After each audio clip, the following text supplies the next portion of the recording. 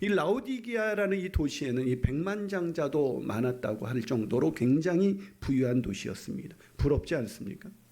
그런데 이렇게 부러운 교회, 이 부러운 도시에서 살고 있는 이 라오디게아 교인들을 향해서 주님이 뭐라고 말씀하셨냐면 오늘 보면 16절에 이렇게 책망하셨습니다. 같이 읽어볼까요? 시작. 내가 이같이 미지근하여 뜨겁지도 아니하고 차지도 아니하니 내 입에서 너를 토하여 버리리라. 참 심하지 않으세요? 왜 토하여 버리겠다고 말씀하셨어요? 네 신앙이 미지근하기 때문이다. 여러분, 우리가 왕년의 신앙, 내년의 신앙을 가졌다면 주님이 토하여 버리고 싶다라고 말씀하고 있습니다. 좀 심하지 않는가?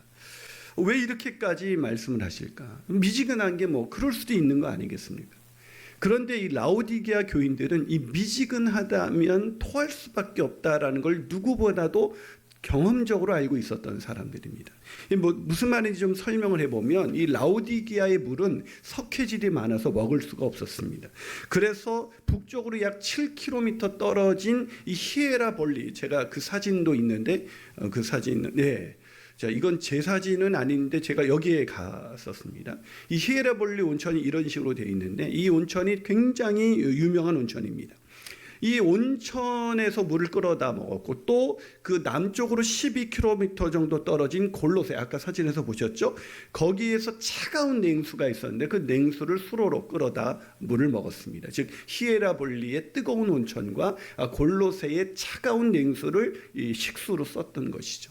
그런데 이 수로를 타고 오다 보면 미지근해져서 차가운 것도 미지근해지고 뜨거운 것도 미지근해져서 이 물이 썩게 되는데 이 썩은 이 미지근한 물을 먹었을 때 그들이 수없이 토했던 그런 경험들을 갖고 있었던 것입니다.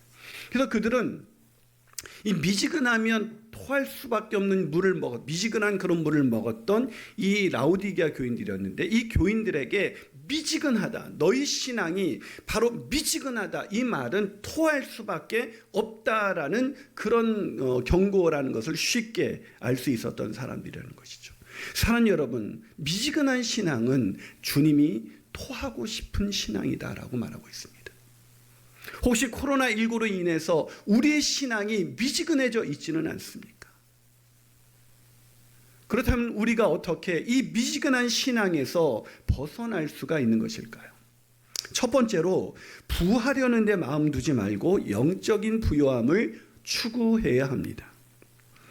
오늘 보면 18절을 한번 같이 읽어보겠습니다. 자, 읽어주시겠습니까? 시작. 내가 너를 권하노니 내게서 불로 연단한 금을 사서 부요하게 하고 흰옷을 사서 입어 벌거벗은 수치를 보이지 않게 하고 안약을 사서 눈에 발라보게 하라. 자, 불로 연단한 금을 사서 부요케 하고 흰옷을 사서 수치를 가리고 안약을 사서 눈에 바르라고 말씀하셨습니다. 이 세 가지 표현을 하셨지만 한 가지 문제를 진단하고 있는 것입니다. 그 한 가지 문제는 뭐냐면 오늘 본문 17절에 나와 있습니다. 자, 17절 다시 읽어봅니다. 시작. 내가 말하기를 나는 부자라 부요하여 부족한 것이 없다 하나 내 곤고한 것과 가련한 것과 가난한 것과 눈먼 것과 벌거벗은 것을 알지 못하는도다. 이 부가 주는 부요함으로 인해서 자신의 영적인 상태를 볼 수 없는 지경에 이르게 된 것입니다. 여러분, 많은 사람들이 부를 축복이라고 생각해요. 그러나 모든 부가 축복이 되지는 않습니다. 오히려 부유해져서 인생이 망가진 사람들이 한둘이 아니죠. 여러분, 미지근한 사람들은 세상에서 부를 누린다는 것에 집중하다 보면 뭘 놓치게 되느냐? 영적인 것을 놓치게 된다는 것입니다. 이게 부의 가장 큰 문제예요. 자신의 영혼이 메말라 비틀어져가 있는데도 신경 쓰지 않습니다. 예배는 그냥 습관을 따라 드립니다. 아침 묵상, 말씀 배우기, 제자 훈련 늘 뒷전입니다. 시간이 나면 하겠다는 핑계를 대지만 솔직히 관심이 없습니다. 어떻게 하면 부를 더 이룰 수 있을까에만 집중합니다. 그러다 보니 신앙생활이 재미가 없어집니다. 예배를 들어도 아무런 감격이 없습니다. 그래서 어떻게 합니까? 세상을 향해 발걸음을 옮기게 되는 것입니다. 세상의 것들로 자기를 채웁니다. 세상 사람들을 만나 인생을 즐기고 남이 누리지 못하는 건 누리고 살면서 나는 부자다, 나는 부요하다, 나는 만족하다 하며 사는 것입니다. 라오디게아 교인들처럼 말이죠. 그러나 주님은 아시죠? 뭘요? 그런 부로 인해서 우리의 영혼을 만족해야 할 수 없다는 것을. 가난했지만 주님을 정말 뜨겁게 사랑했던 한 청년이 있었습니다.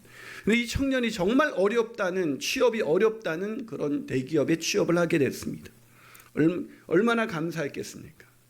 하나님께 감사하면서 목사님, 내가 직장에서 선교사가 될 겁니다.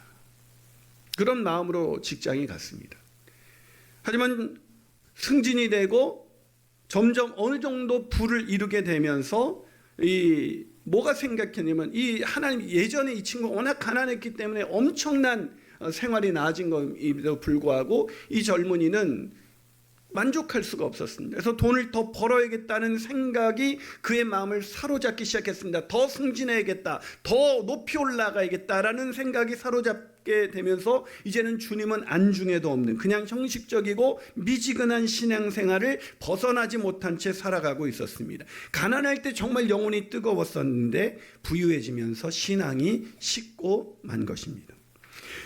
사랑하는 여러분, 부라는 것이 그렇습니다. 부는 물론 하나님의 축복이죠. 그러나 성경은 이 부가 하나님의 축복이라는 이 말씀도 전에 이런 구절도 있지만, 이 부가 하나님의 축복이라는 것을 지지하는 구절도 있지만, 또 하나 더 많은 구절에서 뭘 이야기하고 있냐면 부를 사랑해서는 안 된다. 이 부는 하나님보다 더 사랑하기가 쉬운 그런 우상으로 전락하기가 쉽다라는 것을 계속해서 알려주고 있습니다. 김영봉 교수님이 이 바늘길을 통과한 부자라는 책에서 이렇게 말합니다. 부는 영적인 생활에 목을 조여온다. 손에 쥔 부를 지키고 늘리는데 너무 관심을 쏟다 보면 영적인 생활은 고갈된다. 여러분, 라오디게아 교인들의 신앙이 왜 미지근해지게 됐습니까? 왜 신앙의 열정을 잃어버리게 됐습니까? 왜 차가운 이성을 가지고 세상 유혹에 대항할 수가 없게 되었습니까? 바로 부에 대한 집착 때문이었습니다. 부를 지키고 늘리는 데 관심을 쏟으면서 어느덧 주님을 향한 뜨거운 열정이 식기 시작했고 그 영혼은 벌거벗은 상태에 이르게 된 것입니다. 사랑 여러분, 물질적으로 부유하지만 영적으로 가난한 인생이 되지 않기를 축복합니다. 아니, 물질적으로 가난하지만 주님 한 분만으로 만족한 인생, 그 영혼이 부유한 인생이 되시기를 주님의 이름으로 축원합니다. 그런 복된 인생이야말로 늘 주님을 향한 뜨거운 열정을 가지고 매일을 살아갈 수가 있는 것입니다. 그런 복된 인생 살게 되시기를 주님의 이름으로 축원합니다. 한 발 더 나가서 우리가 어떻게 미지근한 신앙에서 벗어날 수가 있을까요? 두 번째는 회개하고 열심을 내야 한다는 것입니다. 자, 오늘 보면 17절을 한번 읽어보세요. 자, 17절 다시 한번 읽습니다. 시작. 내가 말하기를 나는 부자라 부유하여 부족한 것이 없다 하나 내 곤고한 것과 가련한 것과 가난한 것과 눈먼 것과 벌거벗은 것을 알지 못하노. 자, 뭘 자랑하고 있어요? 라오디게아 교인들이 부를 자랑하고 있어요. 여기서 이상함을 못 느껴요? 여러분, 이런 사람이 있어요. 하나님이 축복하셔서 이렇게 부자가 됐습니다. 그 얘기하고 있는 거예요. 우리는 그런 간증을 할 때 부럽잖아요. 와, 저 사람은 정말. 우리는 하나님이 축복하셔서 저에게 고난을 주셨어요. 이렇게 얘기하는 사람 없잖아요. 하나님이 축복하셔서 부를 주셨습니다. 그걸 자랑하고 있다는 것입니다. 여러분, 이게 왜 심각한 문제냐? 여러분, 제가 한번 할게요. 여러분, 느낌 확 오도록. 저는 여러분, 이번 주에 하나님이 저를 축복하셨어요. 제가 드디어 로또를 맞아서 이번에 포르쉐를 샀잖아요. 예. 와 하는 분이 있네요. 예. 정말 우리 교회 심각한 교회예요. 제가 포르쉐를 목사가 간증하는데 하나님이 축복하셔서 포르쉐를 타게 됐습니다. 이제 명품 늘 입고 다니게 됐습니다. 라는 얘기를 할 때 진짜 목사님 정말 좋겠다 라는 생각이 아니라 목사님 저러면 안 되는데 라는 생각이 드셨다면 그게 맞는 거예요. 그럼 목사만 그래요? 제가 어저께도 새공동체 했습니다. 왕 같은 제사장이에요. 우리 모두가 다. 아멘이십니까? 목사만 제사장이 아니라고요. 그럼 그리스도인들은 하나님이 주신 물질로 인해서 내가 포르쉐를 사고 내가 명품을 입게 되고 이태리 가구를 들어 넣게 되고 펜트하우스 살게 된 것이 축복입니다라고 자랑하는 간증이 과연 하나님이 기뻐하시는 간증인가? 저는 아니라고 생각합니다. 김영봉 교수가 여러분 부라는 거는요 자랑하기 위해서 주신 게 아니라 나누라고 주신 것입니다. 하나님이 저 이럴 수 있어요. 하나님이 축복하셔서 저에게 이렇게 많은 물질을 주셨습니다. 그런데 그거로 해서 내가 포르쉐를 사고 내가 갖고 싶은 걸 갖고 누리는 것이 아니라 그걸 통해서 얼마나 내가 축복의 통로로 나누게 되었는가. 하나님이 물질 주시면 이렇게 생각하면 틀림없습니다. 나누라고 주신 것이다. 아멘이십니까? 그래서 김영봉 교수는 앞서 소개한 책에서 이렇게 말합니다. 복 쌓음에 아니라 나눔에 있다. 진정한 복, 그것은 쌓아가는데 통장의 잔고가 늘어나는 데 있는 것이 아니라 내가 이웃들과 얼마나 많이 나눴느냐에 복이 있다라고 말하고 있는 것입니다.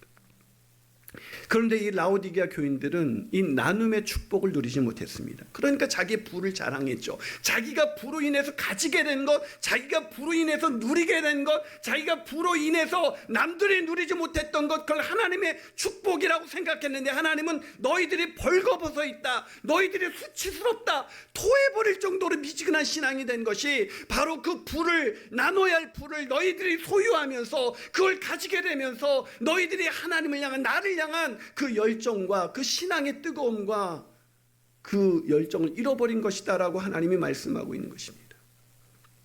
사랑하는 여러분, 부를 나누지 않고 쌓게 되는 사람은 반드시 신앙이 식어지게 되어 있습니다.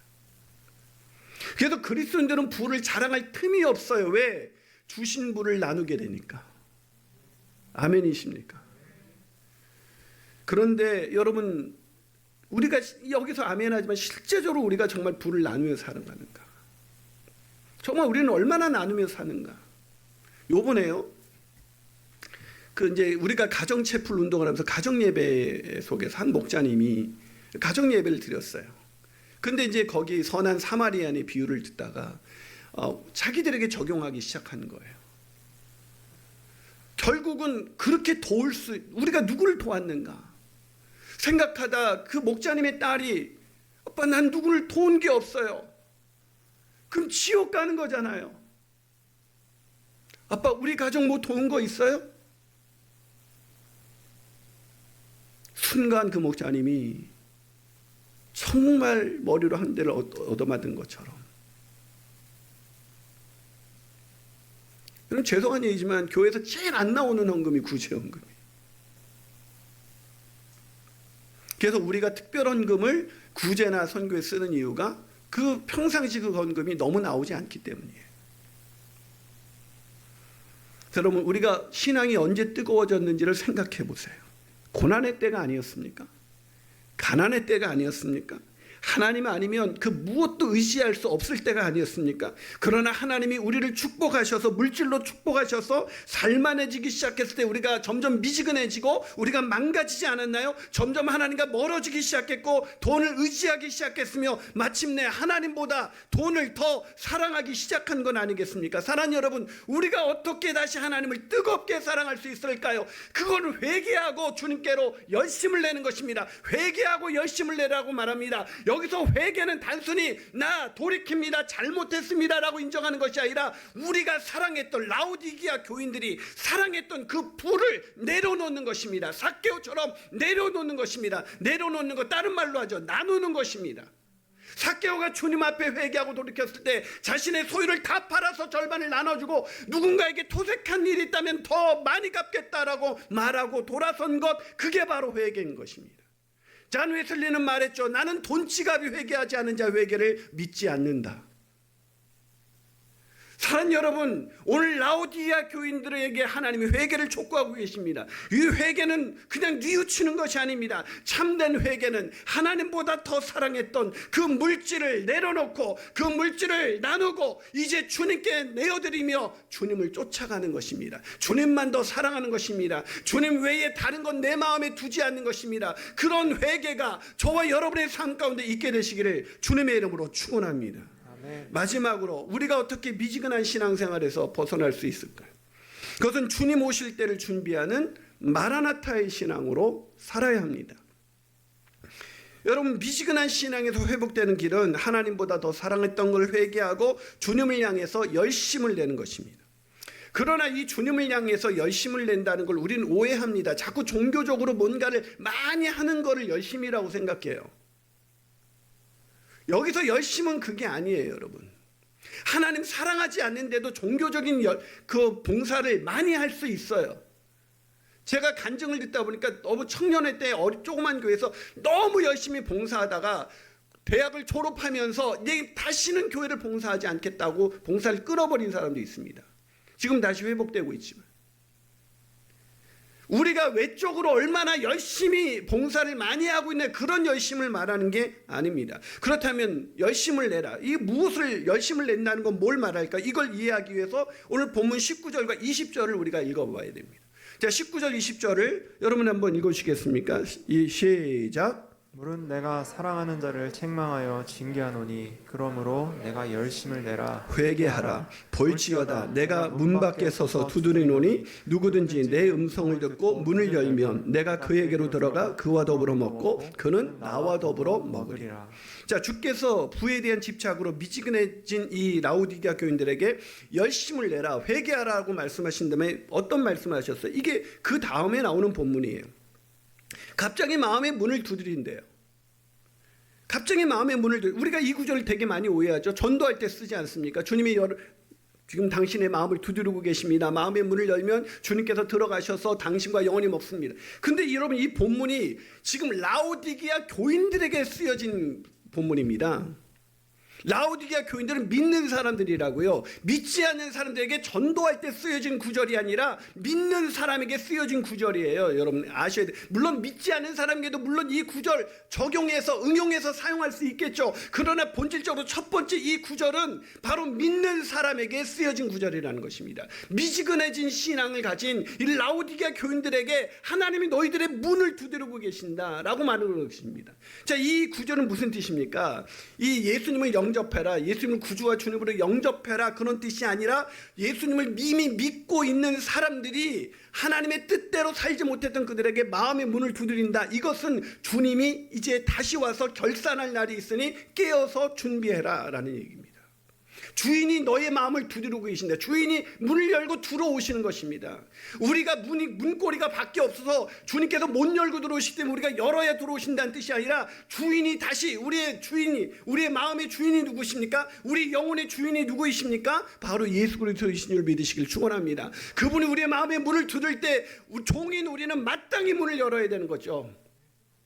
그 얘기를 하고 있는 것입니다. 그래서 이것을 이해하려면, 정확하게 이해하려면 누가복음 12장으로 돌아가야 됩니다. 자, 누가복음 12장 36절에서 40절 우리 빨리 한번 읽어보겠습니다. 시작. 너희는 마치 그 주인이 혼인집에서 돌아와 문을 두드리면 곧 열어주려고 기다리는 사람과 같이 되라. 자, 뭐라고 돼 있어요?